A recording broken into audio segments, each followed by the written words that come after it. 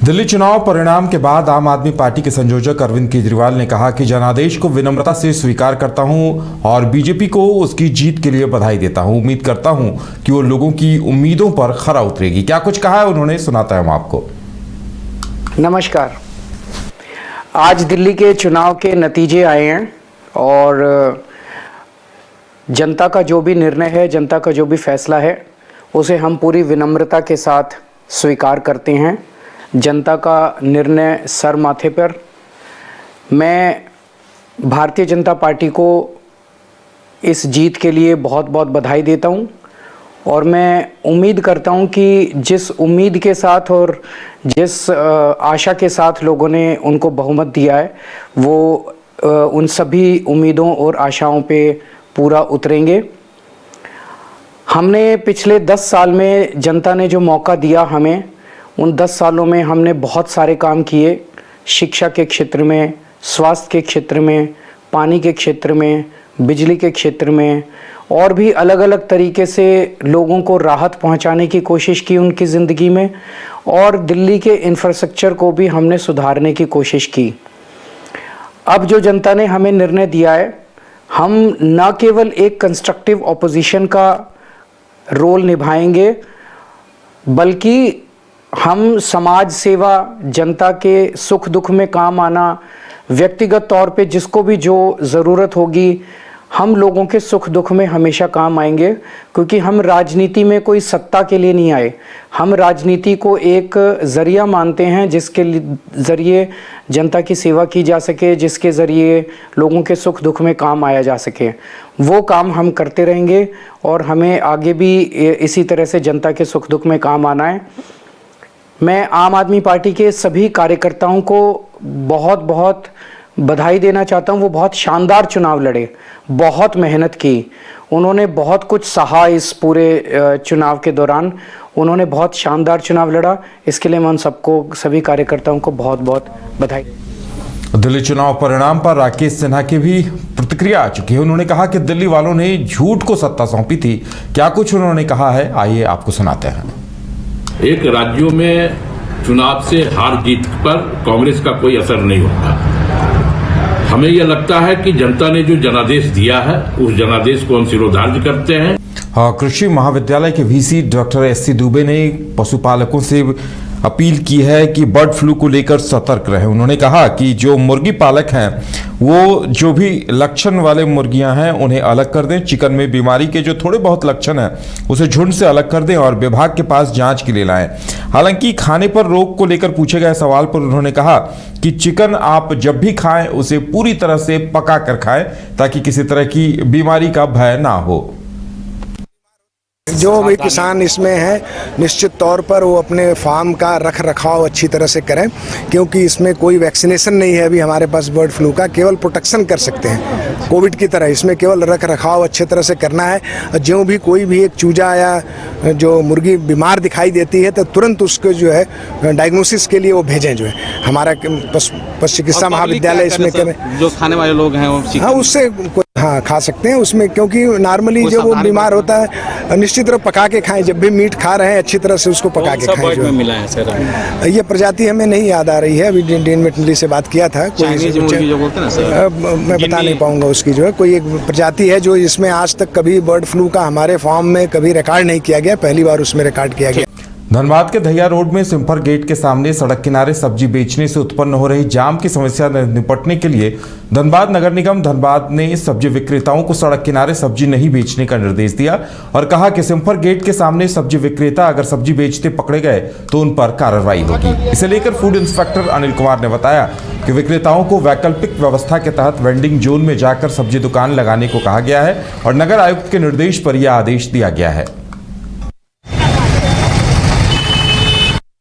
Gate के सामने में सब्जी का जो है कम से कम 50 से 60 दुकान यहाँ पे सब्जी लग गए हैं सड़क के किनारे, जिससे कुछ जाम का समस्या और सफाई व्यवस्था दोनों प्रभावित हो रहा है। और सबसे ज्यादा तो जाम का समस्या है यहाँ पे, और सब्जी सभी सड़क पे आ जाते हैं लगाने के लिए। आज हम मतलब कि नगर आयुक्त के निर्देश पर यहाँ पे मुनादी करा दिए हैं कि अब आज के बाद यहाँ पे कोई भी सड़क के किनारे सब्जी जो है नहीं बेचेंगे। सब्जी को बेचना है उन लोग को, तो वेंडिंग जोन बना हुआ है। अब सभी कोई यहाँ से वेंडिंग जोन जाएंगे।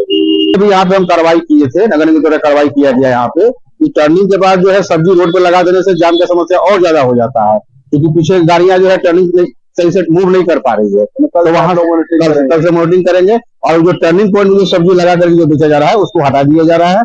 और यहाँ पे सारे जितने भी सब्जी बेचने वाले हैं जो बेच रहे हैं, इनको मना भी किया था सड़क के किनारे जो है सड़क के ऊपर ना है, सड़क पे ना है, इसके बावजूद सड़क पे आ जाते हैं। अब यह फैसला लिया गया है नगर निगम के द्वारा कि अब इनको यहाँ पे सब्जी लगाना ही नहीं है। हर गेट के खाद्य सुरक्षा आयोग झारखंड और सिविल सर्जन धनबाद के निर्देश पर शनिवार को झरिया बाजार के कई गुटखा दुकानों में छापेमारी की गई। छापेमारी के दौरान झरिया स्थित सब्जी पट्टी बजरंगी मंडल की दुकान से 4 गुटखों का सैंपल लिया गया, जिसमें शिखर, सिग्नेचर, बहार और कमला पसंद के नाम सामने आए। सभी सैंपल्स को जांच के लिए भेज दिया गया है। जांच में जो रिपोर्ट आएगी उसके हिसाब से आगे की कार्रवाई की जाएगी। दिल्ली चुनाव में बीजेपी को मिले बहुमत से धनबाद में बीजेपी कार्यकर्ता जश्न मनाते दिखे। रणधीर वर्मा चौक पर बीजेपी पदाधिकारियों और कार्यकर्ताओं ने जश्न मनाया, पटाखे फोड़े और लड्डुआं बांटकर एक दूसरे को बीजेपी की जीत पर बधाई दी। इस दौरान बीजेपी नेताओं ने कहा कि सच्चाई की जीत है और केंद्र सरकार की तरफ से दी गई गारंटियों को पूरा करने की जीत है। बीजेपी जो कि 3 दशक से दिल्ली की सत्ता से बाहर थी, अब दिल्ली की जनता ने बीजेपी को अपार जन समर्थन देकर दिल्ली में बिठा दिया है। विधानसभा चुनाव में भारतीय जनता पार्टी जो पिछले 3 दशक से सत्ता से बाहर थी, आज अपार बहुमत के साथ जनता ने समर्थन दिया और आज वहाँ भारतीय जनता पार्टी की सरकार बन रही है। हम कह सकते हैं कि मोदी जी के नेतृत्व में पूरे देश में एक लहर है। मोदी जी का जो काम है सबका साथ सबका विकास, और जो वहाँ केजरीवाल ने लोगों को भ्रमित करके रखा था, लोगों को बहुत बड़ी जीत हुई है। ये भारतीय जनता पार्टी की जीत है और वहाँ के दिल्ली के देवतुल्य कार्यकर्ताओं की जीत है। और देख रहे हैं कि आप धनबाद में ये जश्न का माहौल जो मनाया जा रहा है, सचमुच दिल्ली को ज़रूरत थी। भारतीय जनता पार्टी वहाँ पे आपकी सरकार ने जो तबाही मचा रखी थी उससे निजात मिला है और दिल्ली की जनता को सचमुच जो उनका विकास होना चाहिए था वो विकास अब होगा और दिल्ली वो 2 डबल इंजन की सरकार बनी है और डबल इंजन काम करेगी। विधानसभा चुनाव में भारतीय जनता पार्टी कोडरमा में सोशल मीडिया के जरिए लोगों को झांसे में लेकर डिफेंस में नौकरी दिलाने के नाम पर लोगों से ठगी करने वाले एक साइबर अपराधी को कोडरमा पुलिस ने गिरफ्तार किया है। पुलिस ने इनके पास से लैपटॉप, मोबाइल, फर्जी सर्टिफिकेट समेत अन्य चीजें बरामद की हैं। मामले की जानकारी देते हुए कोडरमा एसपी अनुदीप सिंह ने बताया कि पकड़े गए साइबर अपराधी मुकेश यादव डिफेंस की तैयारी कर रहे युवाओं को अपने चैनल के जरिए झांसे में लेता था और उन्हें फर्जी सर्टिफिकेट देकर नौकरी का झांसा देकर ठगी किया करता था। पुलिस की गिरफ्त में आया साइबर अपराधी मुकेश यादव कोडरमा थाना क्षेत्र के लोकाई का रहने वाला है। एसपी अनुदीप सिंह ने बताया कि साइबर अपराधी मुकेश यादव तिलैया थाना क्षेत्र के पानी टंकी रोड में किराए के मकान में रहकर 2020 से ही बच्चों को डिफेंस की तैयारी को लेकर क्लास चला रहा था और अपने चैनल के माध्यम से लोगों को फर्जी सर्टिफिकेट दिखाकर उनसे मोटी रकम की वसूली किया करता था। और जब सर्टिफिकेट्स की जांच की जाती थी तो वो फर्जी पाए जाते थे और बच्चे नौकरियों से हाथ धो देते थे। ये एक शातिर साइबर अपराधी है। ये डिफेंस 93 नाम से एक यूट्यूब में चैनल भी बनाया है। तो उस चैनल के एवं अन्य माध्यमों से ये जो बच्चे अप्लाई करते हैं बीएसएफ में, सीआरपीएफ में 4th क्लास की नौकरी के लिए, तो उसमें एक्सपीरियंस सर्टिफिकेट जो मांगा जाता है तो उसके बारे में बताता था कि मैं आपको एक्सपीरियंस सर्टिफिकेट दिलाऊंगा। उसकी एवज में ये अच्छी खासी रकम 20-25 हज़ार रुपया अलग अलग लड़कों से लेता था, बच्चों से, और ये एक फर्जी सर्टिफिकेट उन्हें बना के देता था। उसमें फर्जी बारकोड होता था और बच्चे जब उसे वेरीफाई करके देखते थे बारकोड के माध्यम से तो वो उसमें उनका बच्चों का नाम दिखाता था, जिससे उन्हें यकीन हो जाता था कि ये ओरिजिनल सर्टिफिकेट है। लेकिन जब वो उसे अप्लाई करते थे और विभाग के द्वारा उसका सत्यापन कराया जाता था तब ये पता चलता था कि ये सर्टिफिकेट फर्जी है। तो उससे बच्चों को नौकरी तक गंवानी पड़ी है। ये एक शातिर साइबर अपराधी है। ये डिफेंस 93 नाम से एक यूट्यूब में चैनल भी बनाया है। तो उस चैनल के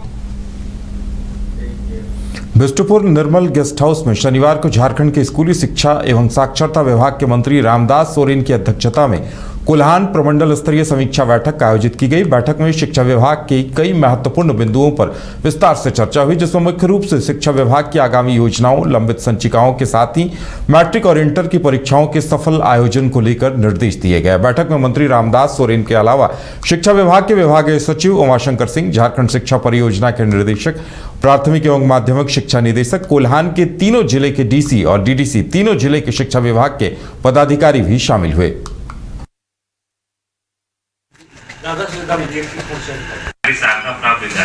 स्कूली शिक्षा साक्षरता विभाग की ओर से कोल्हान प्रमंडलीय स्तर की एक समीक्षा बैठक जमशेदपुर स्थित से निर्मल भवन में संपन्न हुआ, जिस पर हमारे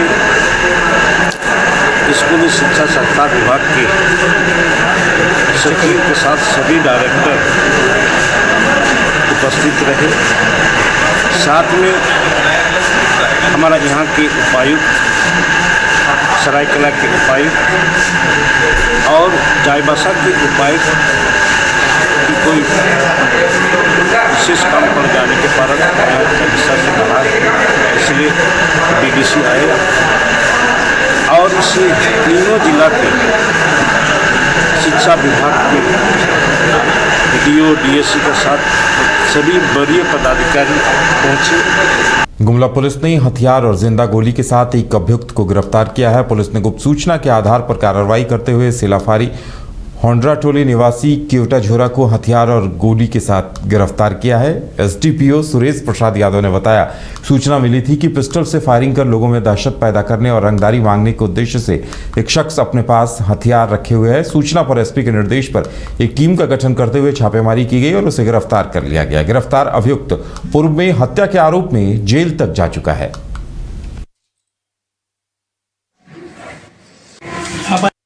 दिनांक 7/2/2025 को पुलिस अधीक्षक महोदय गुमला को एक गुप्त सूचना मिली थी कि ग्राम सिलाफेरी हुंड्रा टोली में एक केवटा झोरा नाम का एक व्यक्ति है, जिसके पास एक देसी कट्टा अपने घर में छिपा करके रखा हुआ है।